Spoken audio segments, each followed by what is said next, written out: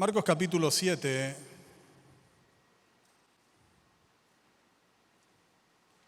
versículo 31 al 37.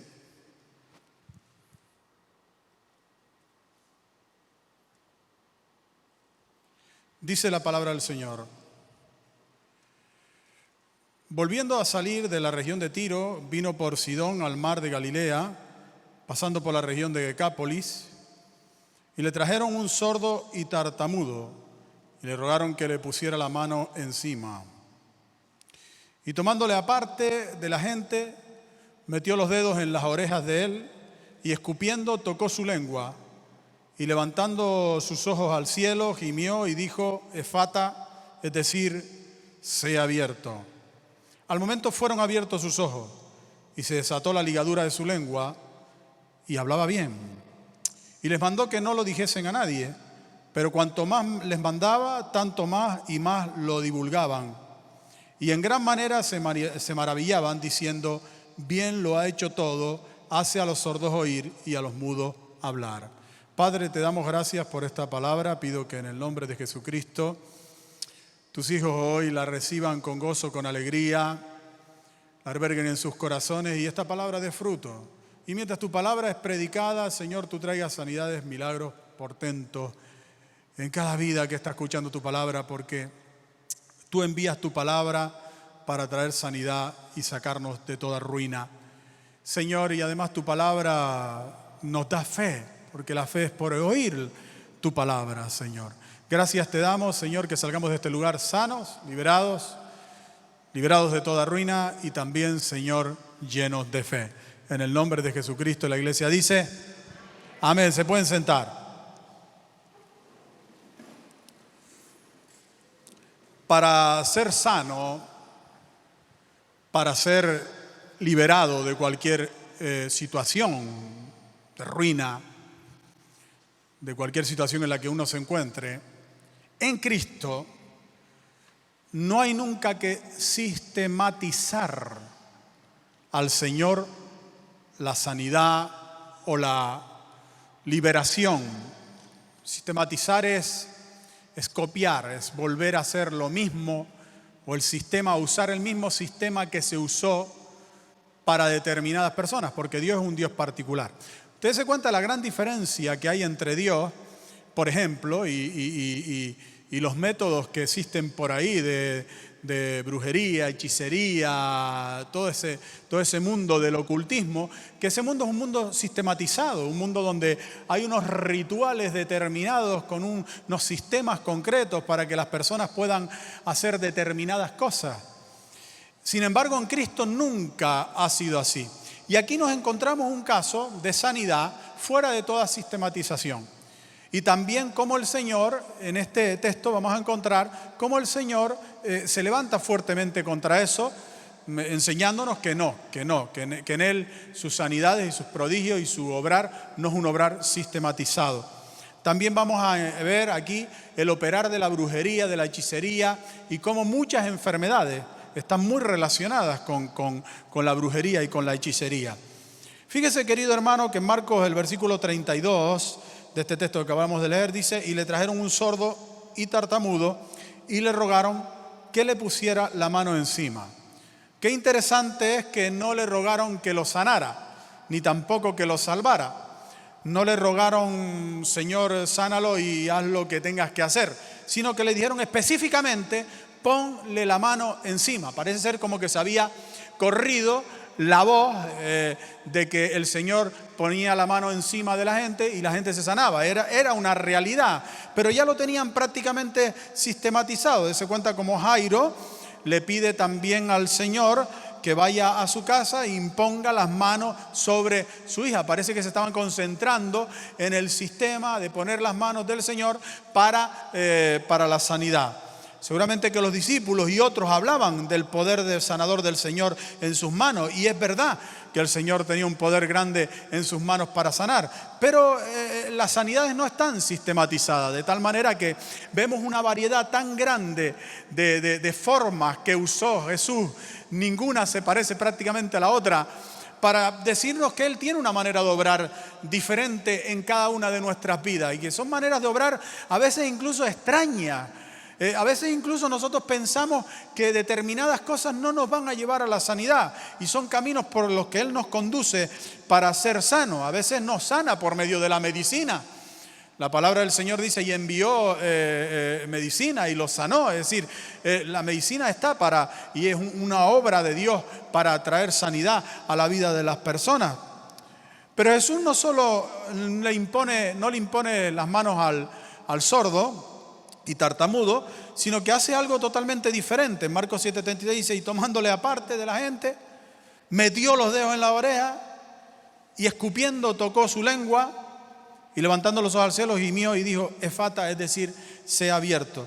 No sabemos exactamente qué fue lo que hizo. Algunos teólogos sugieren que escupió en los dedos y que se lo juntó con saliva y que después lo metió en las orejas y también tocó su lengua con esa saliva. Otros sugieren que escupió en las orejas, metió los dedos y después tocó también la saliva. Lo cierto es que aquí hay algo interesante y es el escupitajo de Jesús, el esputo de Jesús.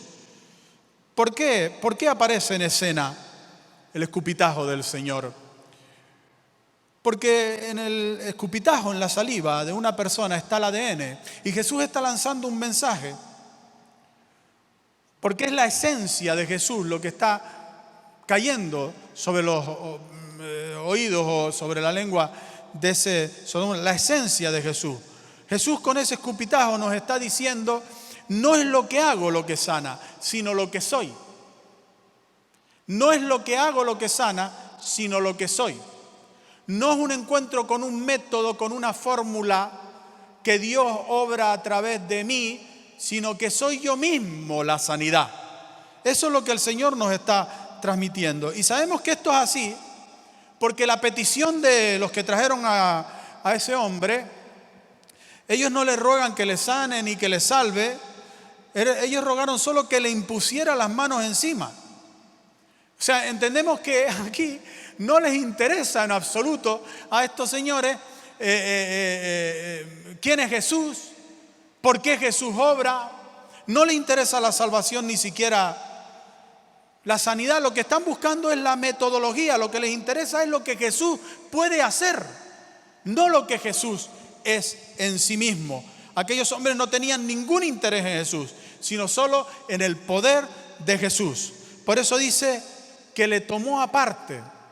Ustedes están interesados en lo que yo puedo hacer. Bueno, pues ahora voy a tomar a este hombre aparte y aparte voy a hablar con él y ustedes no van a enterarse de lo que he hecho. Una, para que no lo sistematicen, y otra para que ustedes se enteren que no es el método, que soy yo el sanador y que sano de la manera en la que yo quiero.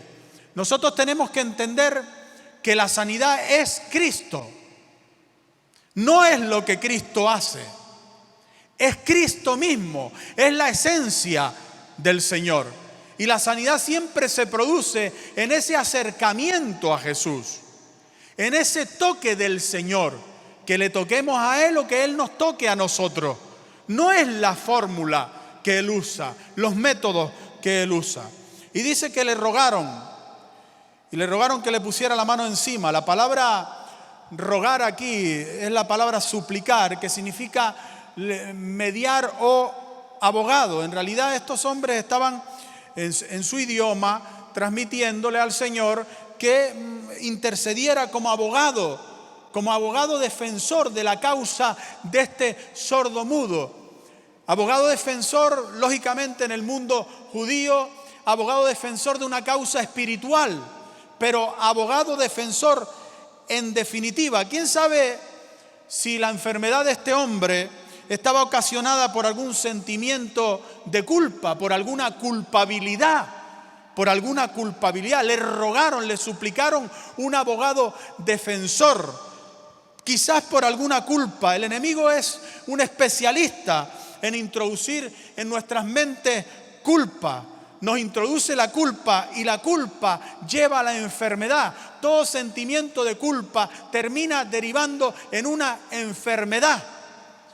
La culpa es tan terrible que cuando la culpa salió del cielo, porque la culpa estaba en el cielo, a través de la presencia de Satanás, que dice Apocalipsis capítulo 12, que subía al cielo y ahí acusaba, lo vemos también en la vida de Job, llegaba y acusaba a los hermanos, acusó a Job, acusó a otros. La culpa estaba ahí en el cielo, de tal manera que cuando fue echado Satanás del cielo, fue echada la culpa, dice la Biblia, que hubo gran alegría. Dice Apocalipsis 12:10, entonces oí una gran voz en el cielo que decía, ahora ha venido la salvación, el poder y el reino de nuestro Dios y la autoridad de su Cristo, porque ha sido lanzado fuera el acusador de nuestros hermanos, el que los acusaba delante de nuestro Dios día y noche, y ellos le han vencido por medio de la sangre del Cordero y de la palabra del testimonio de ellos, y menospreciaron sus vidas hasta la muerte.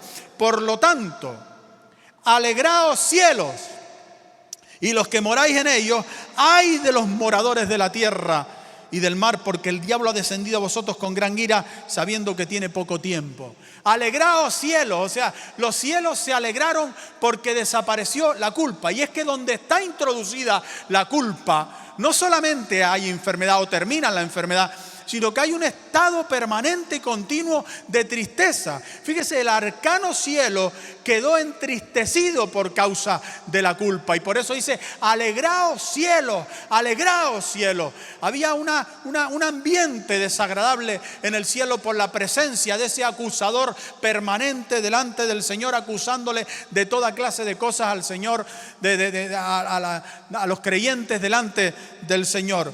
Y fue echado de ahí. Cuando la culpa, queridos hermanos, desaparece de nuestra vida y desaparece por medio de la sangre del Señor Jesucristo. Por eso dice, ellos le han vencido por medio de la sangre del Cordero. La sangre del Señor Jesús, que nos limpia y nos libera de toda culpa, cualquiera que sea nuestra culpa. La sangre tiene poder para liberarnos. Y si el Señor nos libera de las culpas, nadie nos puede condenar. Y en ese nadie nos incluimos nosotros mismos también. Por eso la Escritura dice, bienaventurado, es decir, feliz el hombre que no se culpa a sí mismo. Y es que la culpa te entristece. Y no solamente te entristece, sino que entristece tu hogar, tu entorno, tu familia. Cuando tú eches la culpa de tu vida, queridos hermanos, la alegría, el gozo va a venir a tu casa, a tu entorno, a tu matrimonio, a tu familia, a tus hijos. La alegría hará acto de presencia como lo hizo en el reino de los cielos, o digo, en el cielo. La culpa es importante hacerla desaparecer. Una mujer mayor, mientras estaba junto a la cama de su hijo que estaba muriendo de cáncer en el hospital, ella dijo, es culpa mía por haberle dado demasiada carne en la infancia. Esa mujer salió, tenía un sentimiento en su interior de que era culpable de la muerte de cáncer de su hijo. La enfermedad no es culpa de nadie. Y si tiene algún culpable, es el pecado o el diablo, nunca el ser humano. La enfermedad no fue introducida en el mundo por el ser humano, fue introducida por Satanás y por el pecado. Por tanto, nosotros no podemos sentir culpable por estar enfermo o culpar a alguien de la enfermedad de alguien. Lo cierto es que la culpa enferma. La culpa enferma. La culpa surge como consecuencia de sentir que hemos fallado, que hemos cometido algún error, que ese sentimiento de culpa se multiplica aún mucho más cuando hay personas afectadas por causa de lo que hemos hecho. El problema de la culpa, queridos hermanos, es que la culpa lleva a la ira, a la ira. Y usted sabe que las personas que culpan a otros de sus desgracias son personas muy airadas contra esas personas. Pero ¿qué pasa cuando me siento culpable yo mismo? ¿Qué pasa cuando siento que el culpable soy yo mismo? ¿Qué es lo que está pasando? ¿Qué pasa con la ira? Que entro en un estado de ira hacia mí mismo. Y entonces meto una información en el organismo de autodestrucción. Saboteo mi propio cuerpo por medio de mis pensamientos. Le digo a mi organismo que soy culpable. Le digo a mi organismo que yo soy culpable del estado en el que estoy. Y mi organismo reacciona contra esa culpa, generando toda clase de destrucción dentro de nosotros. Pero, queridos hermanos, hay una buena noticia. Abogado defensor tenemos. ¿Cuántos dicen amén? Y 1 de Juan 2:1 dice: hijitos míos, estas cosas os escribo para que no pequéis. Y si alguno hubiese pecado, abogado tenemos para con el Padre, a Jesucristo el justo. Diga conmigo: Jesús es mi abogado. Por tanto, Él nos defiende ante la culpa. Y con su sangre nos limpia y nos libera. A veces nuestro abogado lo único que hace es darnos una palabra. A veces nuestro abogado no nos resuelve el problema, pero nos da una palabra que nos libera quizás del camino de la culpa, como le pasó a Carol Garner. Carol Garner, su marido la dejó a los 52 años de edad. Y Carol no solamente tuvo que vivir o lidiar con el divorcio de su marido, sino que además le dejó una grandísima deuda encima a Carol. Carol no sabía qué hacer. Y entonces visitó a su abogado, y su abogado defensor le dio un consejo, le dio una palabra. Y esa palabra que le dio su abogado fue la siguiente: consíguete un terapeuta o un perro. Consíguete un terapeuta o un perro. Y Carol eligió un perro, una bulldog inglesa llamada Zelda.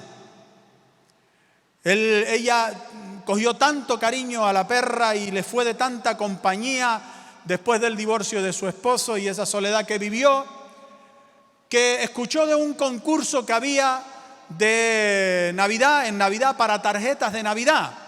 Y entonces Carol lo que hizo fue presentarse con su perra bulldog Zelda a este concurso, y se presentó y hizo una tarjeta en la que aparecía ella y la perra, y la presentó al concurso con una frase en la tarjeta de Navidad. Decía: por Navidad cambié a mi marido por un perro. Buen intercambio, ¿no? Ponía: por Navidad cambié a mi marido por un perro. Buen intercambio, ¿no? No solo ganó el concurso, sino que además tuvo unas ventas tan desorbitantes que montó una empresa y un negocio de tarjetas, y ahora mismo es una de las 50 multimillonarias del mundo. Por el consejo del abogado. Nosotros estamos aquí para recibir consejos de nuestro abogado celestial.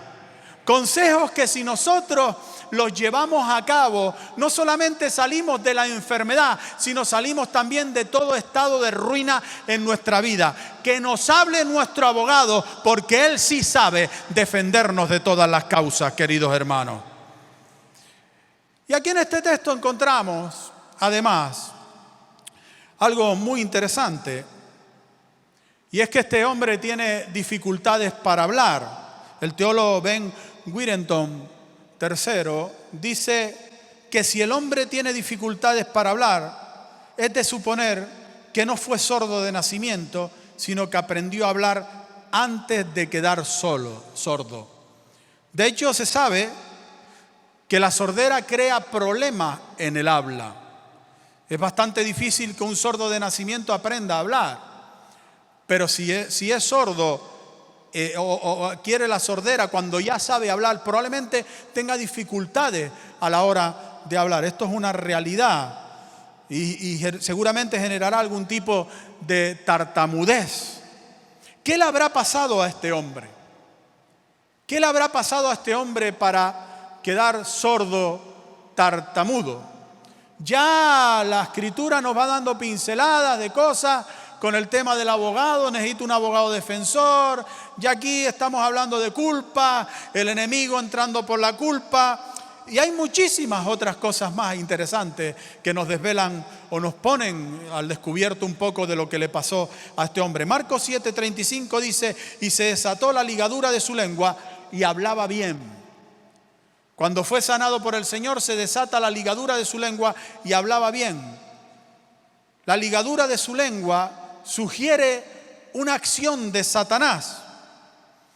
Incluso la palabra desató y la palabra ligadura son dos palabras, queridos hermanos, que se usan también, por ejemplo, en la mujer del flujo de sangre, donde dice Lucas 13:16: y a esta hija de Abraham que Satanás había atado 18 años, ¿no se le debía desatar de esta ligadura en el día de reposo? Una enfermedad de sordera y tartamudez que viene como consecuencia de una atadura de Satanás. Satanás ató a este hombre y esa atadura de Satanás provocó su enfermedad. Algunos teólogos sugieren que esta atadura fue realizada para algún tipo de brujería o de hechizo. ¿Quién sabe si algo hizo este hombre relacionado con la brujería? Porque en aquel entonces, queridos hermanos, y en los tiempos bíblicos, la brujería, la magia, todo este tipo de cosas estaba en un auge impresionante. Siempre ha estado en auge. En el Antiguo Testamento y en muchos textos hebreos hay muchas referencias a acciones de brujería. Por ejemplo, en el propio rey Saúl y la pitonisa, en 1 Samuel 28:7, acciones de brujería.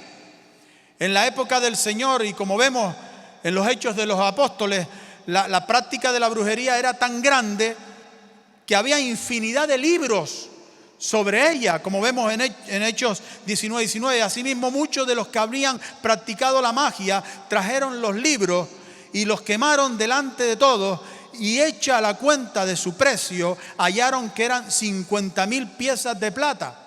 Una cantidad de libros de brujería impresionante que aquella gente quemó.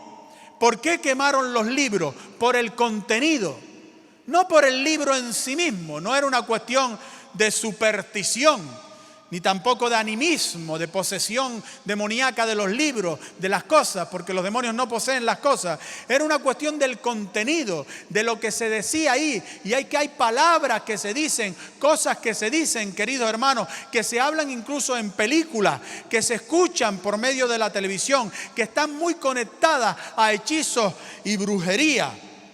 La pregunta es: ¿podría un creyente o una iglesia sufrir un ataque de brujería que les lleve a esos creyentes incluso, o al creyente, a enfermedades?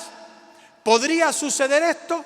¿Usted cree que una brujería podría contra la iglesia hacerle un ataque? ¿Podría contra un creyente? Sí. ¿A través de qué? A través de la envidia o la crítica. La envidia o la crítica.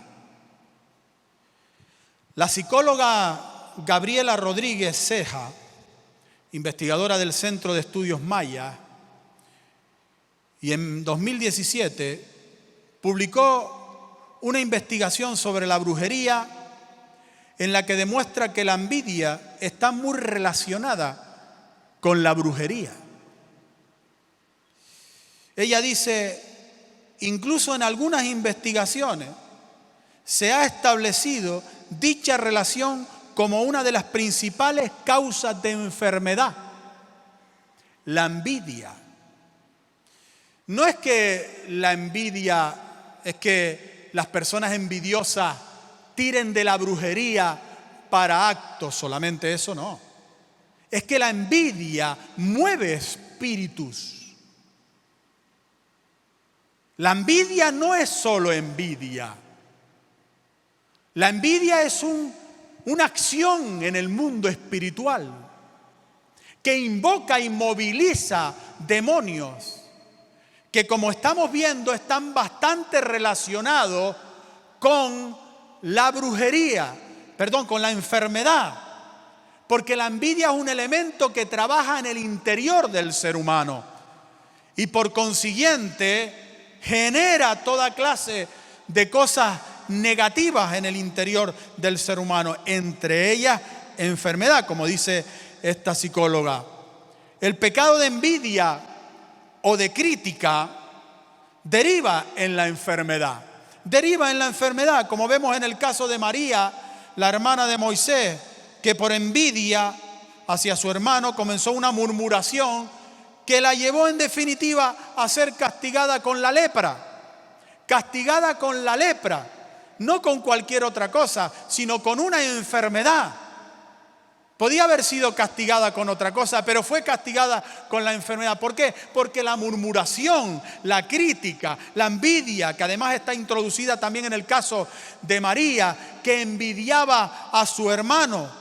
María y Aarón decían cosas como: solamente por Moisés ha hablado el Señor, ¿no ha hablado también por nosotros? Dígame si eso no es envidia.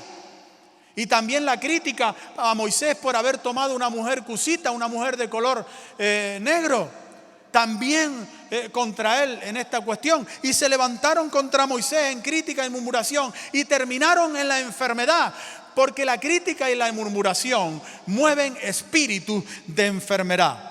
Por otro lado, de la envidia, la Escritura dice en Proverbios 14:30, la envidia es carcoma de los huesos. Carcoma, pudrición.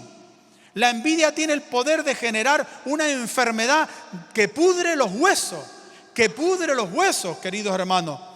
La envidia y la crítica atraen espíritus de enfermedad, y es a través de eso cómo se introduce en una iglesia, cómo se introduce en una familia, cómo se introduce en un entorno cristiano. Empieza con la envidia, con la crítica suave: venga, no pasa nada, son opiniones que doy, venga, bumba, dale, entrando,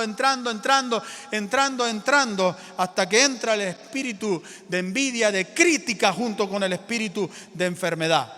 Pero hay un pecado que es una auténtica sesión de espiritismo dentro de las iglesias, un pecado que invoca demonios en masa. Ese es el pecado de rebelión, como vemos en 1 Samuel 15:23, porque como pecado de adivinación es la rebelión. Y nosotros podemos ver en la Escritura que todo el que tiene contacto con la rebelión o se relaciona con la rebelión termina en la ruina, como le pasó al dueño de la empresa naval de barcos, que metió a Jonás en su barco, un rebelde, y cuando lo metió en su barco perdió toda su empresa, la llevó a la ruina. Cuando uno se junta con gente que está en rebeldía, uno termina lidiando con el espíritu de la muerte, con la enfermedad, con la ruina. Huya de la rebelión. Es un pecado que invoca demonios de una manera terrible. Así que, queridos hermanos, la enfermedad está muy conectada con la brujería. Y puede que haya enfermedades en creyentes ocasionadas por la brujería, por espíritus, por hechicería. No solo porque hayan hecho algún acto, sino porque hayan caído en este tipo de cosas: la envidia, la crítica o la rebeldía. Recuerdo una chica que vino a la iglesia y se manifestaba, cada vez que la presencia de Dios caía, ella se manifestaba. Y mire, hermanos, tuvimos meses con esta chica intentando liberarla, orando por ella para que saliera de ese estado, y no había manera ninguna. Un día me llaman que estaba muy mal en su casa. Fuimos para su casa y cuando llegamos allí, nada más llegar, la chica se manifestó endemoniada. Y nosotros orando y no había manera.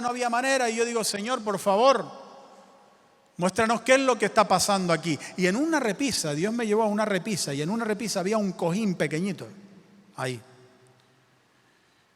Y yo le pregunté a ella: ¿qué es este cojín? Y ella me dijo: es un recuerdo que me dieron de mi madre, no sé qué, no sé cuánto. Y entonces yo toqué el cojín y habían cosas dentro. Le dije: ¿podríamos abrir el cojín? Dice: un recuerdo, pero si hay que abrirlo, se abre.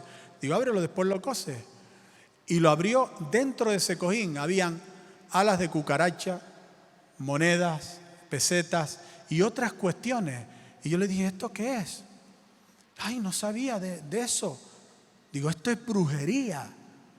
Vamos a pedir perdón, vamos a orar, vamos a reprender esto, vamos a quemar esto. Lo quemamos, oramos. Hermano, oramos por ella y no necesitó siquiera una liberación de estas espantosas. El demonio salió en absoluto silencio y a partir de ese entonces se acabó todo estado de enfermedad de esa chica, porque estaba muy enferma a causa de su situación, que los médicos no encontraban su enfermedad. Recuerdo a Omaira también, que entró en la iglesia con un bulto aquí por encima del estómago, tremendo. Y oramos por ella y ella confesó que había practicado este tipo de cosas. Y oramos por ella y se liberó. Y aquello desapareció en un vómito. Recuerda a Pepe también al maquinista al de las máquinas Hilti. Vino un vendedor de máquinas Hilti un día a la iglesia. Y este vendedor de máquinas Hilti venía a venderme unas máquinas Hilti a nosotros, bueno, a ofrecernos eso. Nosotros no teníamos dinero ni tampoco podíamos comprar nada. Pero él vino ahí a vender aquello. Y cuando vino, nada más vernos en la puerta, empezó con unas temblequeras y unas cosas extrañísimas. Y yo le dije, ay, ¿qué te pasa? Y dice, no, nada. Entonces, el hombre estaba como así, y entonces le estiré la mano y lo agarré con la mano, y cuando lo agarré con la mano, soltó el maletín y se puso a revolcarse en el suelo, a dar vuelta, a dar vuelta, a dar vuelta en el suelo. Y Dios mío, ¿qué pasa esto? Lo arrastramos para dentro de la iglesia, empezamos a orar por él, y ahí el Señor lo liberó. Y él dice que estaba muy enfermo, y el Señor lo sanó de la enfermedad.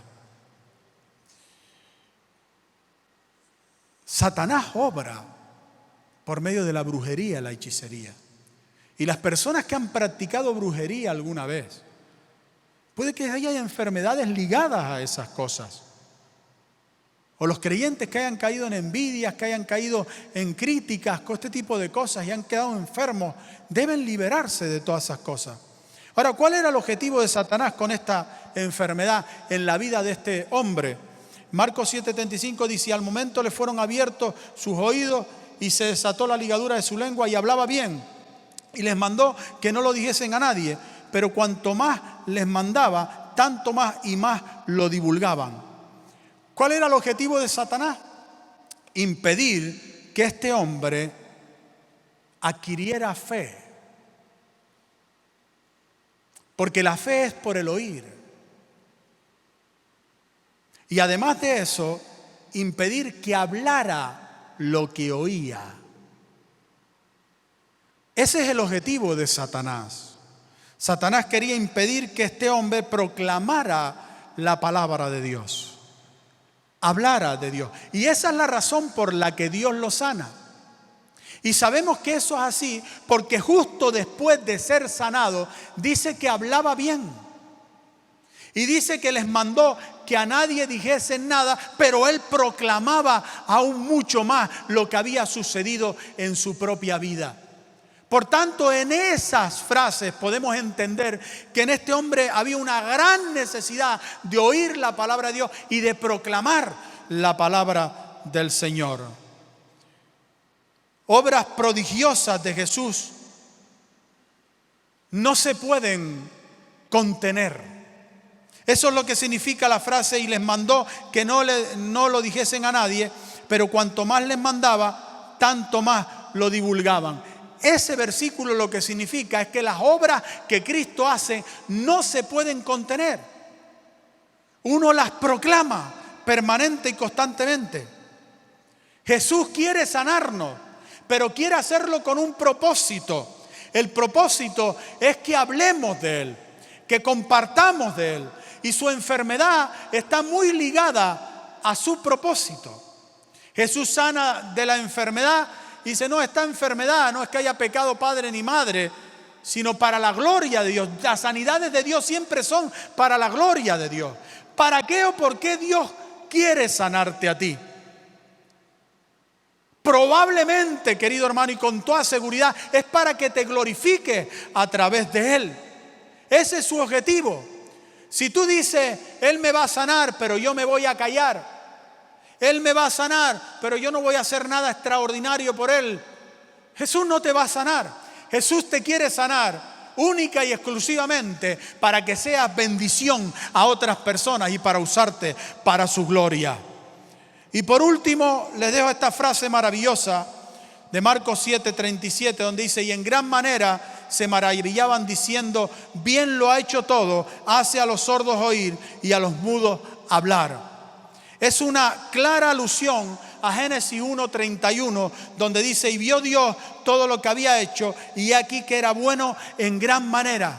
Todo lo que había hecho era bueno en gran manera. Esta es la frase final de tu vida. Esta es la frase final de todo lo que te está pasando.